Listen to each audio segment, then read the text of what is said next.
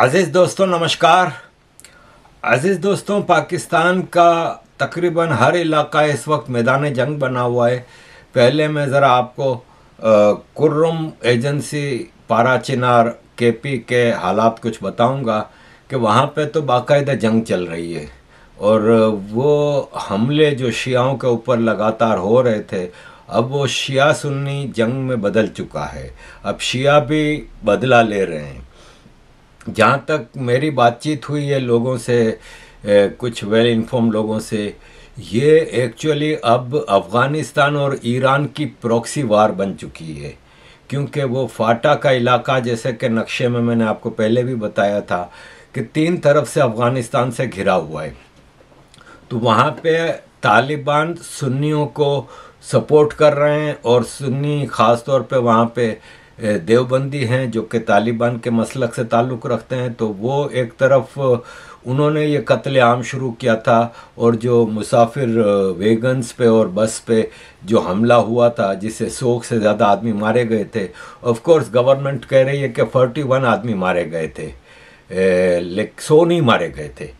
लेकिन गवर्नमेंट को तो शर्म आनी चाहिए कि 41 को भी लाइटली ऐसे ही बता रहे हैं कि खाली 41 आदमी मारे गए थे। 41 आदमी, यहाँ पे एक आदमी मर जाता है वो तो क़यामत ढा देते हैं ये लोग, लेकिन 41 आदमी मर गए, इनको पता नहीं। लेकिन बहरहाल असल कहानी ये है कि 100 से ज़्यादा लोग मरे थे।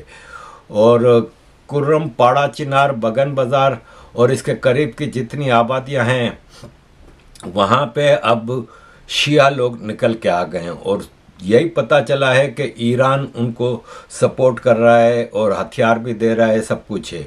Police check post, petrol pump जो सुन्नियों के हैं, मेन बाज़ार, दुकानों, घरों को आग लगाई जा रही है। कई गांव के गांव उन्होंने मिटा दिए हैं और ये बाकायदा ऐलान जंग है। ये जो पाकिस्तान का झंडा वहाँ पे लगा हुआ था उसको उतार के ज़ैनुबियन का झंडा लगाया गया है। ज़ैनुबियन एक शियाओं का फ़िरका है, मिलिटेंट ऑर्गेनाइजेशन है।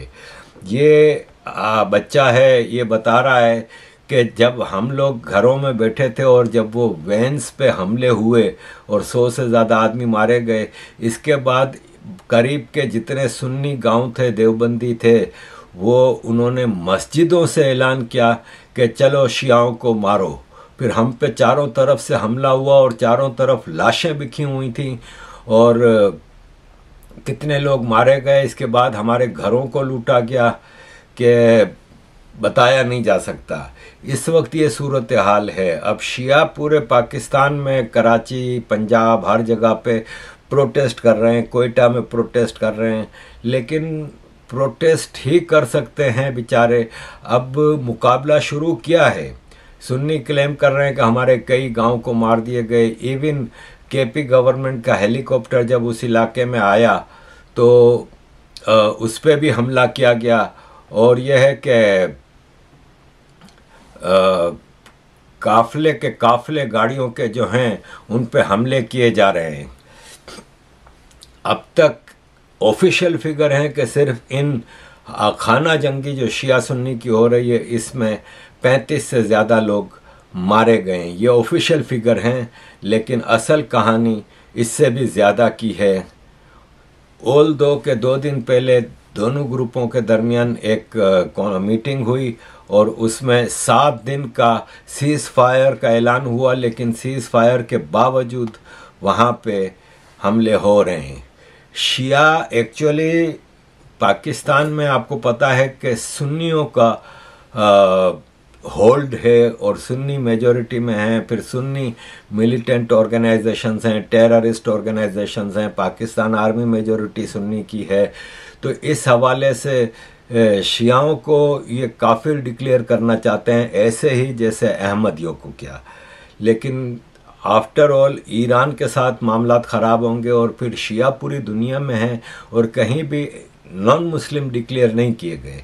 वैसे तो अहमदियों को भी कहीं भी नॉन मुस्लिम डिक्लेयर नहीं किया गया, लेकिन सिर्फ पाकिस्तान में डिक्लेयर किया गया। लेकिन शिया आफ्टर ऑल काफ़ी बड़ी तादाद में है दुनिया में और ईरान, सीरिया ईरान तो पूरा शिया है, लेकिन सीरिया, इराक, लीबिया और कतर, बहरीन में बहुत बड़ी तादाद में हैं, फिर तुर्की में हैं, फिर साउथ ईस्ट एशिया में भी हैं। तो इसलिए पाकिस्तान की हिम्मत नहीं, लेकिन पाकिस्तान पे प्रेशर है। शियाओं के साथ सलूक तो वही किया जा रहा है जो कि हिंदुओं के साथ या नॉन मुस्लिम के साथ होता है।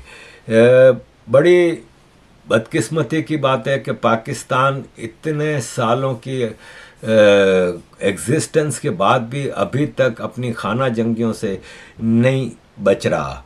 अजीज़ दोस्तों, देखें ना, कहानी ये है कि पहले इन्होंने टारगेट किया हिंदुओं को, सिखों को, क्रिश्चियंस को। 47 के बाद से लगातार इसी पे लगा रहे और सारे मंदिर ख़त्म कर दिए, सारा सिस्टम चौपट कर दिया। किसी तरह ऐसा कोई नज़र नहीं आ रहा सिलसिला कि पाकिस्तान इन सारे मामलात से निकल पाएगा।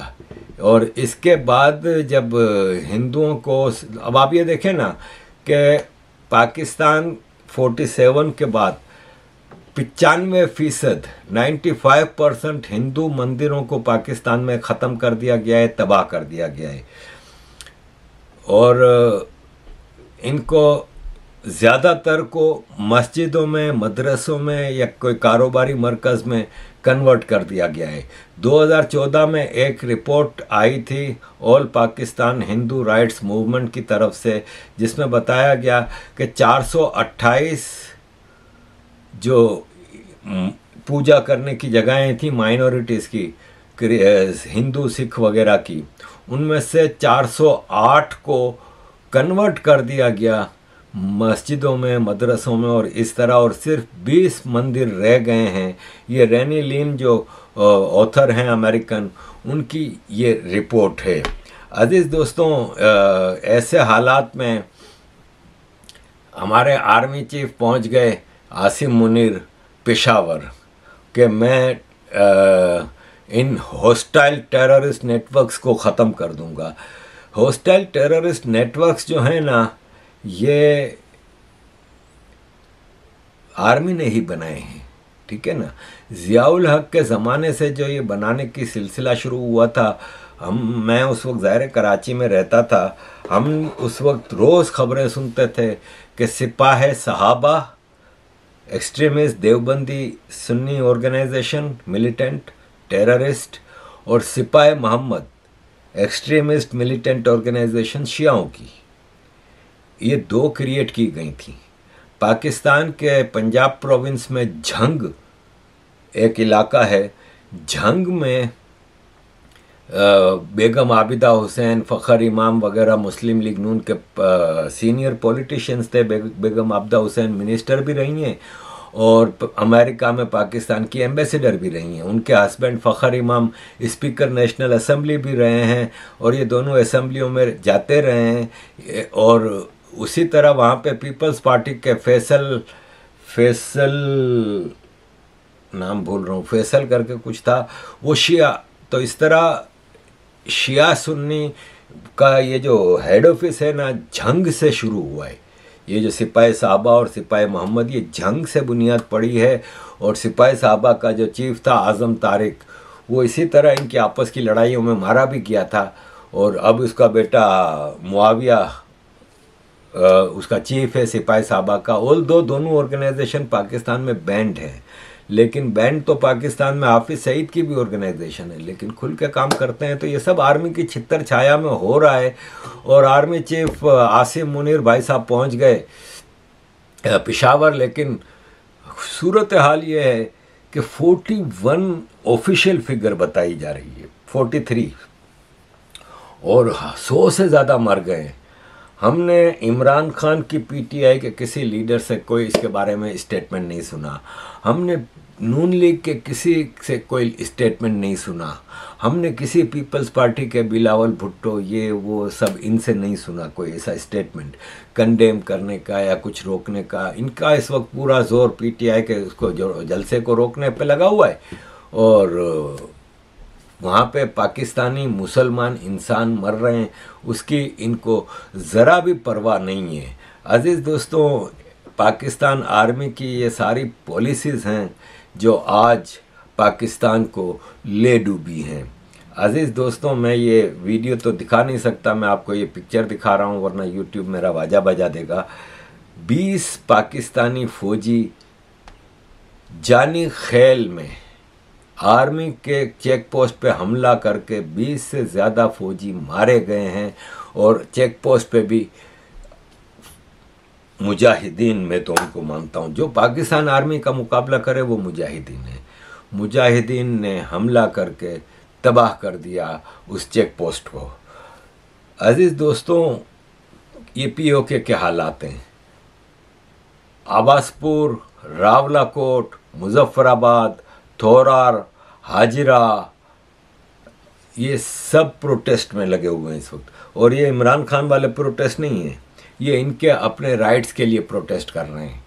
और ऐसे में मज़े की बात यह है कि इमरान खान का जो प्रोटेस्ट चल रहा है, उसके इमरान खान के पीटीआई के लोग जब गिलगित बल्तिस्तान से आ रहे थे तो इन्होंने ब्लास्ट करके पहाड़ों पे वो रोड ब्लॉक कर दी ताकि वो आ ना सकें। और पाकिस्तान के होम मिनिस्टर और पाकिस्तान आर्मी के प्राइम फ्रंटमैन मोहसिन नकवी ने कहा है कि पीओके के लोग तो हमारे शहरी हैं नहीं, ये पाकिस्तान के सिटीज़न थोड़ी हैं, तो इनको इमरान खान या पाकिस्तान के अंदरूनी मामलात में प्रोटेस्ट करने का हक नहीं।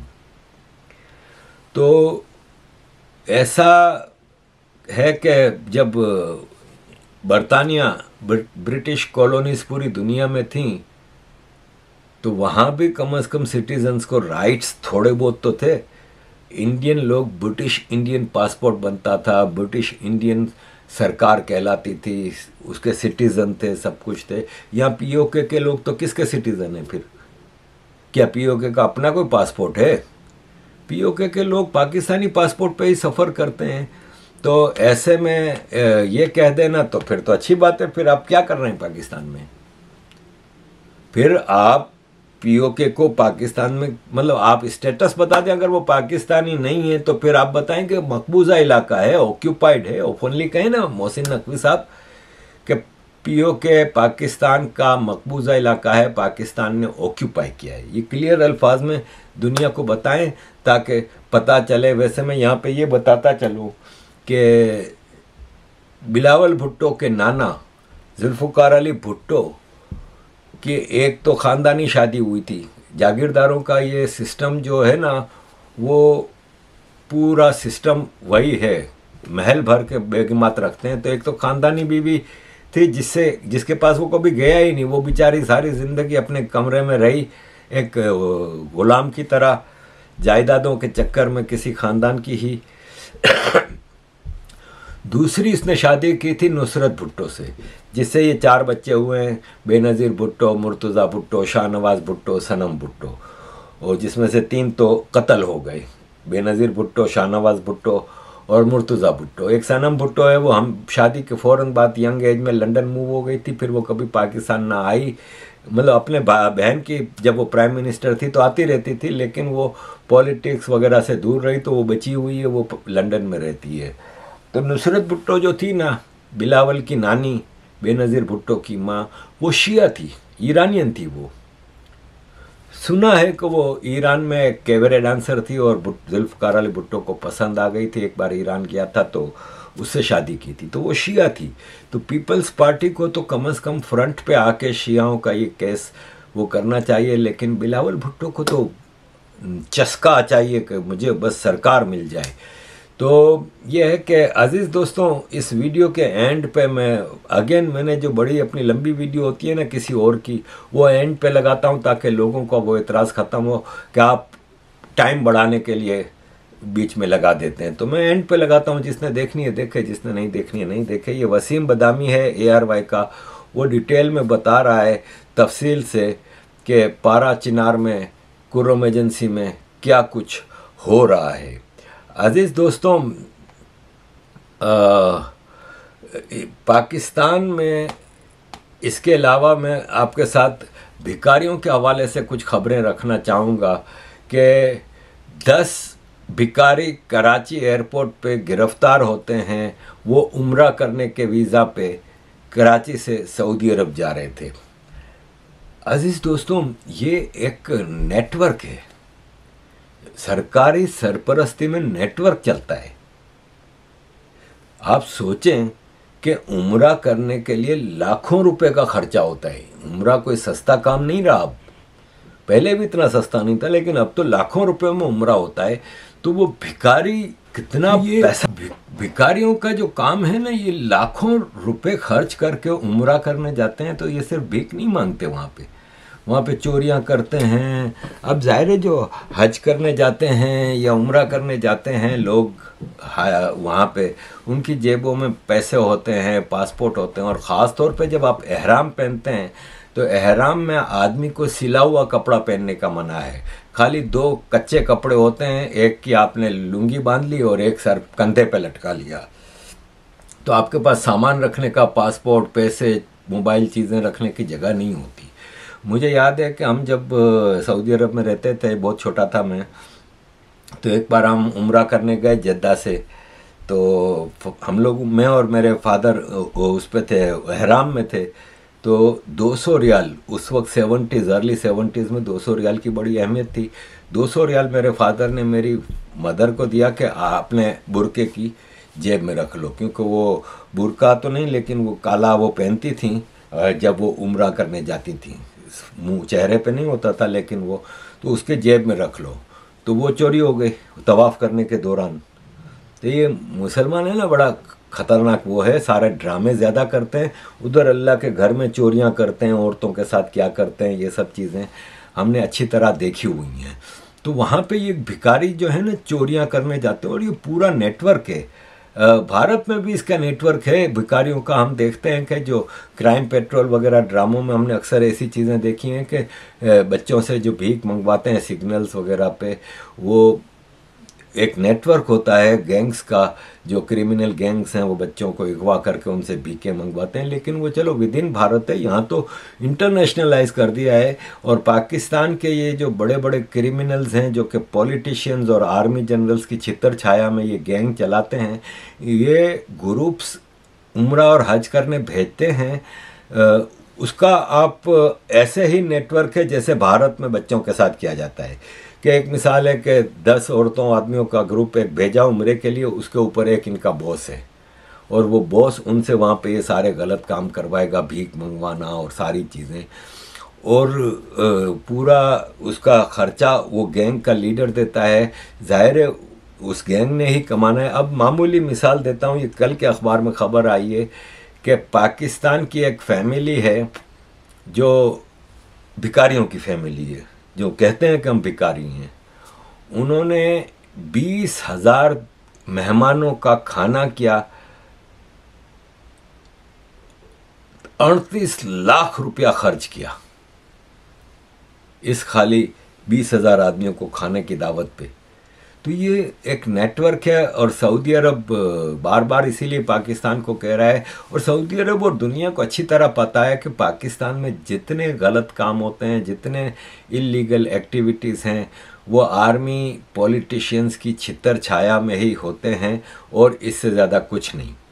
अजीज़ दोस्तों, एक और छोटी सी खबर आपके साथ शेयर करूँगा कि स्टेट बैंक ऑफ पाकिस्तान ने बाबा गुरु नानक जी के 555 बर्थडे पे 55 रुपये का सिक्का निकाला है। अब आप सोचें कि कॉइन 55 रुपये का बाबा गुरु नानक जी की बर्थडे पे निकाला है। आप सोचें कि अचानक ये सिखों से इतनी मोहब्बत पाकिस्तान को कैसे जाग गई कि महाराजा रणजीत सिंह जी का पुतला लगाते हैं, करतारपुर साहब की गुरुद्वारा जी वो करते हैं, सिखों को वीज़ा पे बुला रहे हैं। और इंडिया से तो सिख आते हैं तो वो तो उनकी तो स्क्रूटनी इंडिया करता रहता है, लेकिन बाकी जो इंग्लैंड, अमेरिका, कनाडा, ऑस्ट्रेलिया से सिख लगातार आ रहे हैं अपने फॉरेन पासपोर्ट्स के ऊपर। भारत की सरकार को क्या पता कि कौन कौन आ रहा है क्या। ये बाकायदा एक डिज़ाइंस के साथ है।